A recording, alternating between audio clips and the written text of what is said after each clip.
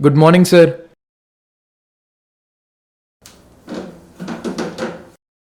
నీ క్వాలిఫికేషన్స్ ఏంటయ్యా? బీటెక్ చేశాను సార్. అది కాదయ్యా, నీ క్వాలిఫికేషన్ ఏంటి? ఏఐలో స్పెషలైజేషన్. నీ క్వాలిఫికేషన్ ఏంటి? 2 years వర్క్ ఎక్స్పీరియన్స్ ఉంది సార్. క్యాస్ట్ ఏంటి? సార్ ఈ రోజుల్లో కూడా క్యాస్ట్ గురించి మాట్లాడుతున్నారా?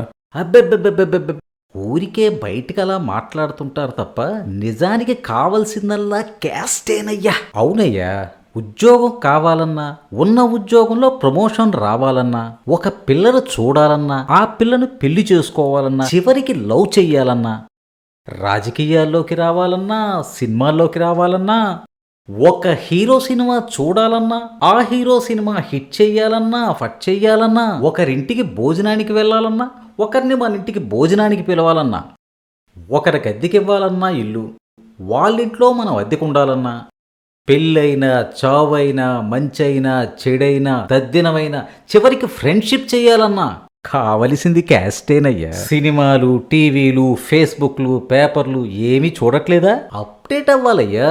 కాలంతో పాటు మీరు అప్డేట్ అవ్వాలి. పో ఈ ప్రపంచాన్ని చూసిరా.